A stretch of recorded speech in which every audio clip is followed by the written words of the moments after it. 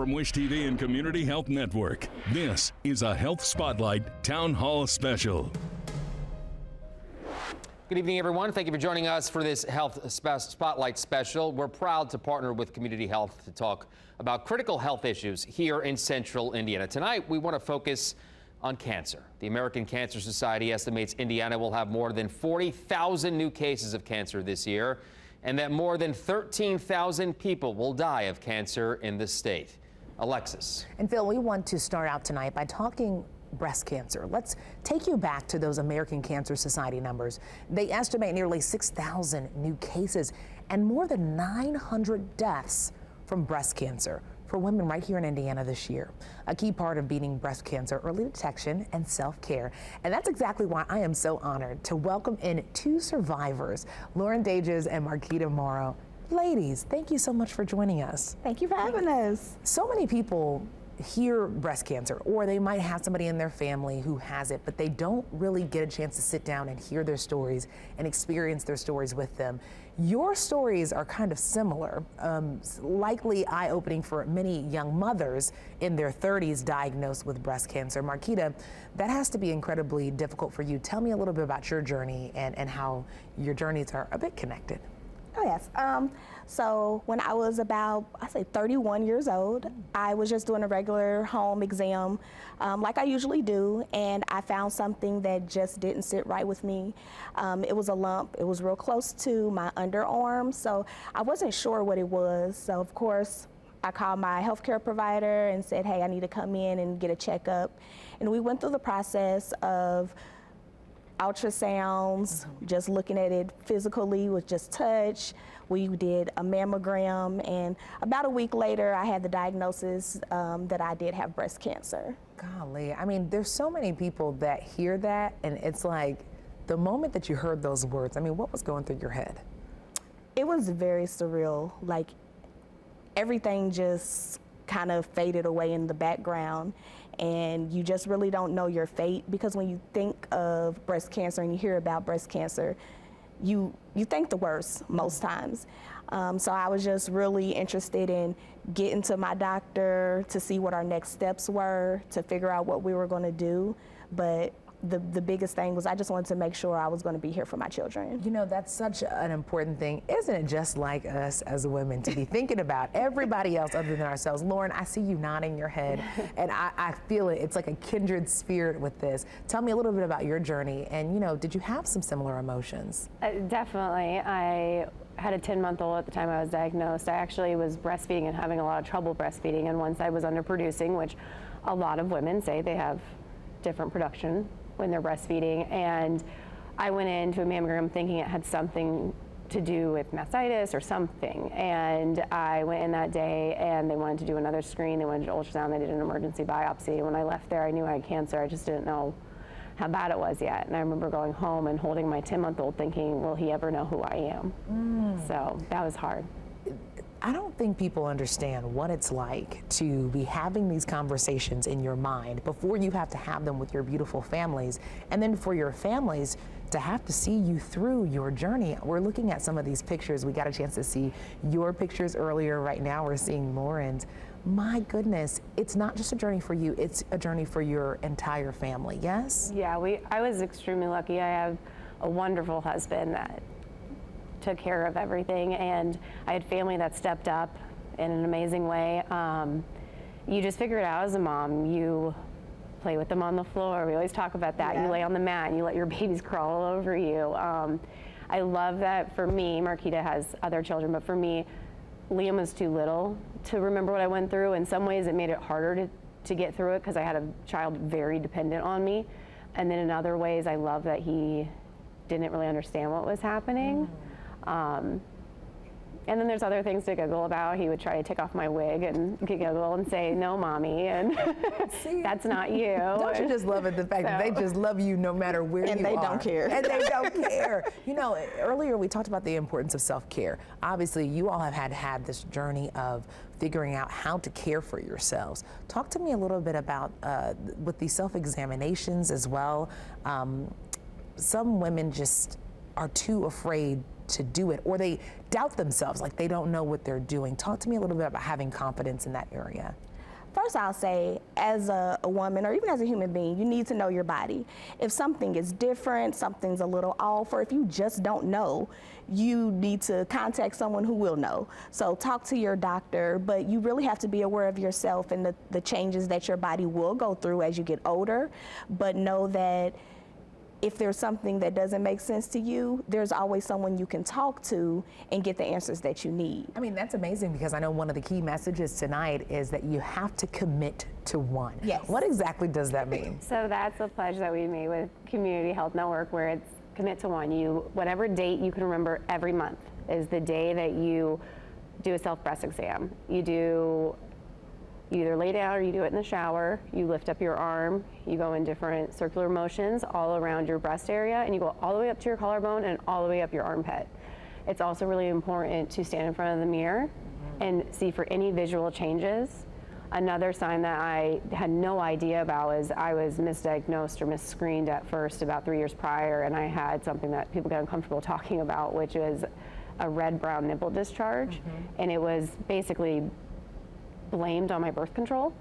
And that's something that a lot of women don't know, that that's actually a warning sign. And I definitely didn't know it at the time. I mean, this is why we have these conversations, ladies. Thank you so much for being so open with us. And of course, we'll have more on our Health Spotlight coming up.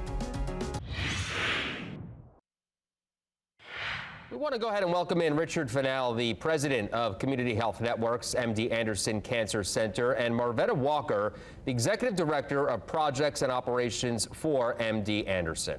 Richard, I want to start with you. We were with Community for last year's major announcement with MD Anderson. How has that partnership changed for cancer patients? Well, we're really excited about the partnership. We've been leveraging our patient-centered care approach to cancer care, plus the expertise with MD Anderson's physicians to create world-class care close to home. We've really been working hard with both institutions to create new clinical protocols so our patients know that they're getting the best cancer care that's possible here in Indianapolis. Over the course of the last year, we've created a new clinical research unit, so patients will now have access to clinical trials that weren't originally available or traditionally available here in Indianapolis. And we also have created a multidisciplinary approach to care. This is a hallmark of our MD Anderson partnership.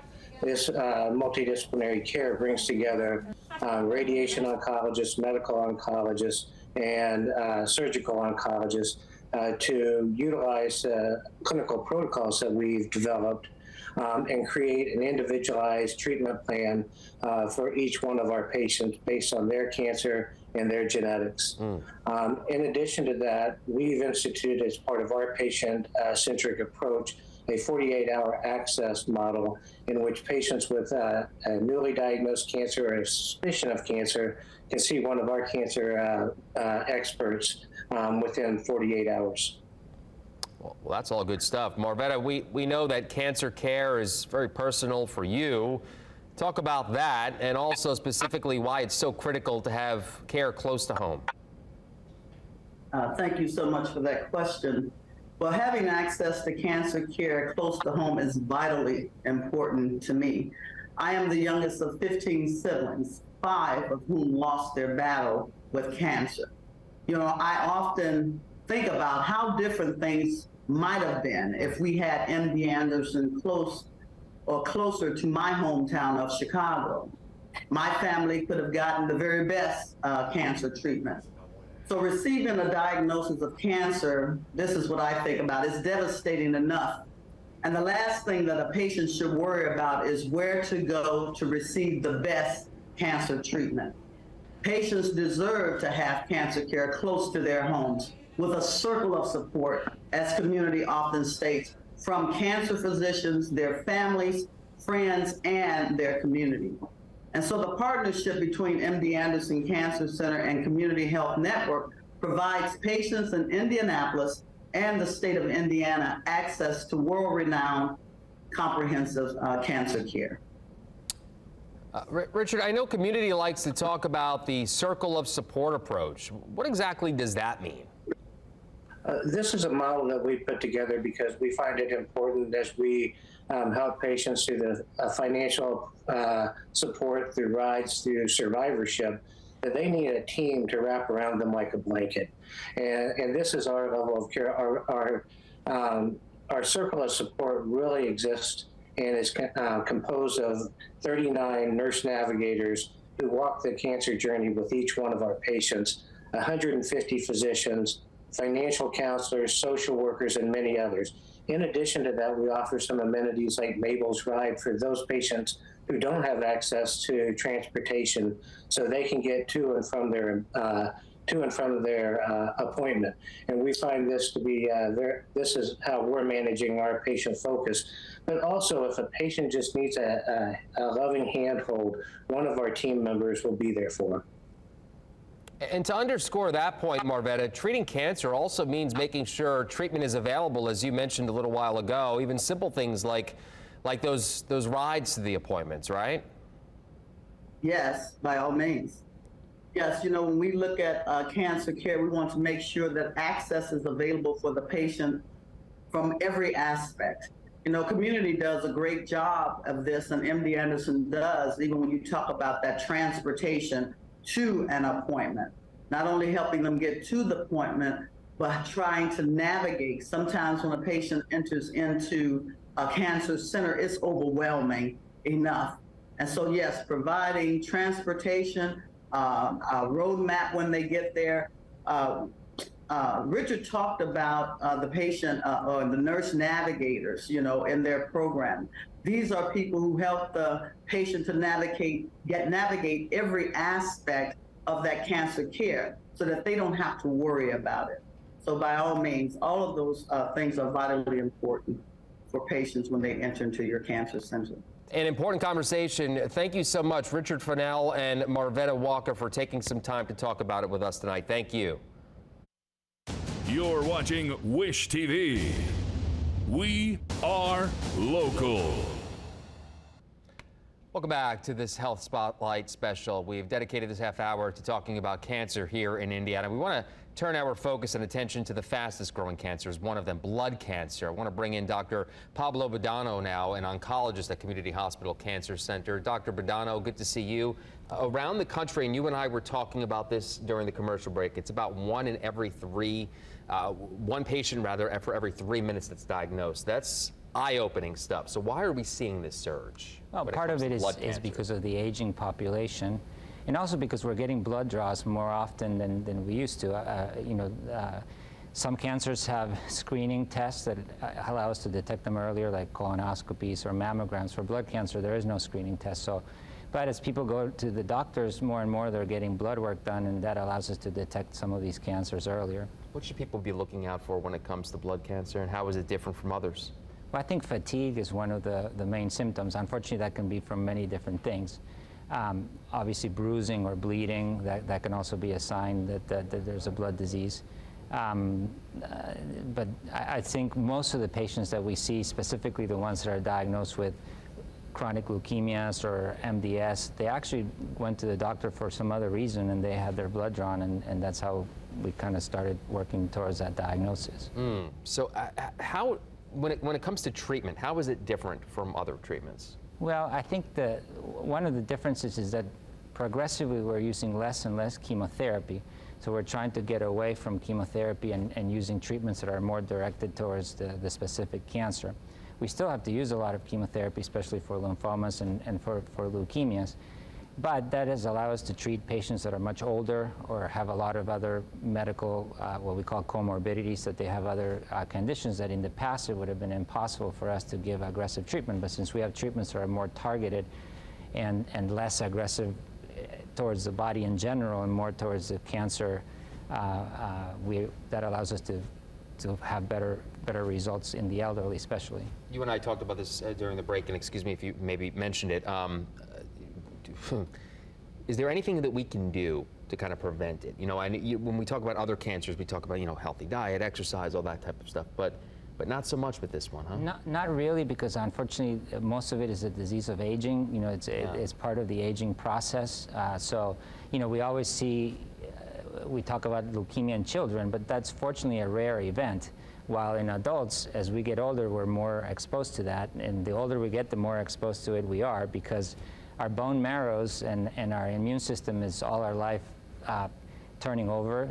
Old cells are dying off and new cells are being born. And in that process, that replication process is prone to error. And then eventually one cell goes in the wrong direction, and now it's progressing towards a blood cancer. Yeah, what scares me, and I think a lot of people out there, is that, you know, we heard earlier, one of the patients said that they were able to see a lump. And you know, anybody who's had friends or certain places, they can see and feel the lump. You can't see or feel blood cancer. Correct. Well, in the case of lymphoma, you can, because, but again, that's the less liquid of the blood cancers. Right. That's one that actually forms a tumor. But in most of the blood cancers, yes, you wouldn't be able to feel a tumor. But there'd be other things that would come about that would eventually lead to a diagnosis, but there's no early diagnosis, I suppose. Yeah. The only early diagnosis is just the luck that somebody got a CBC, a blood count, and then they saw there was an abnormality, and that led to more workup. The good news, though, is that testing and treatment has come a long way, right? Correct, and especially because we can tailor the treatments to whatever. We become better at identifying what mutations cause the cancer, and so we can try to target those specific abnormalities that are what's causing the cancer. For example, in the chronic leukemias, we have great treatments that can keep people alive for decades with just taking one pill a day. Good. So there is hope, and certainly we are improving on how to treat these diseases. Anything coming down the pipeline that we maybe will be beneficial to fighting this disease? So a lot of it has to do with immunotherapy, with trying to harness the immune system to fight the cancer. So if we can get we think that cancers are happening all the time, and our immune system gets rid of them. And so the idea is that, or what we've been using. Wait, say that again? Cancer's happening all the time, and our immune system fights them off. Correct. Wow. Correct. And so, when people are immunosuppressed, they're more likely to develop some cancer, specifically blood cancer. So we have treatments that what they do is they try to help the immune system recognize the cancer as an enemy in order to get rid of it. So instead of having to use chemotherapy or even targeted therapies, we're trying to use the body's own defenses to get rid of the cancer. We all got smarter today. Doctor, thank you so much for everything you do. Appreciate you taking some time. Thank you. We'll be right back. Health Spotlight, presented by Community Health Network. Welcome back to this Wish TV Health Spotlight special with our partners at Community Health Network. We're talking cancer tonight. We know that early detection is key for anyone battling cancer. It's especially important for those considered at high risk, just like myself. I wanted to bring in Linda Nielsen, Doctor of Nursing Practice at Community Health. Linda, thank you so much for being here with us. You're welcome. One thing I love about talking to you is that you are passionate about this work. A lot of people think that it's very scary when they hear high risk. So break that down for me. What does it mean to be at high risk? Mm-hmm. So high risk of cancer are people that may have a hereditary genetic mutation. It's people that may have a family history of cancer. And there's many reasons why they may be at risk. There may be family traits that we're not aware of, or environmental factor or lifestyle factors that they've shared. It may be people that have environmental things like firefighters, veterans that have been exposed to things that we're not aware of. Breast cancer, they may be at higher risk because we use risk models for breast cancer that have been around for about 40 years. And what they do is they actually add up certain factors like exposure to estrogen, density of breast tissue, and it gives us a calculated score. You know, it's so interesting. I'm so thankful that you all have all of these tools because, as someone who had a mom with breast cancer and trying to figure out the role that genetics plays with determining even my risk factor for cancer, I remember going to my doctors over at Community and then being like, okay, these are the tests that we're going to take. This is what this means, because the math was scary to me. Yeah. Talk to me a little bit about, the genetic risk factors that go into that, because you all made it a little less scary for me to understand. So cancer is a genetic disease. So cells have genes, and it's kind of, your genes are a instruction manual. And those genes can change over time because of environmental factors, hereditary factors, things like that. And so genetic testing, we do genetic testing on patients that meet certain criteria. So community has implemented some very innovative technologies to help with that. For example, when you go to your primary care provider or your GYN, they use AmbriCare technologies, and you get a text and you answer questions. And when you answer those questions, it's taking a very thorough history, and it may say that you qualify for genetic testing. Your provider will talk to you about it and draw it on the spot if you qualify. It's so interesting, the power of knowledge. You know, I mean, so many people just want to know. There's so many things we don't know, but there's a lot of things that you all are working to know. Talk to me a little bit more about Community's approach to, you know, reducing the risks out there and just really delving into the preventative nature of going at cancer. Yeah, no, I love that you bring that up, because one of the things with our patients that we really work with is that human connection with them, because if you think about it, their high risk of cancer is forever. You know, it doesn't go away, and that's a fear that they have, so we have to have that connection with them and that relationship with them.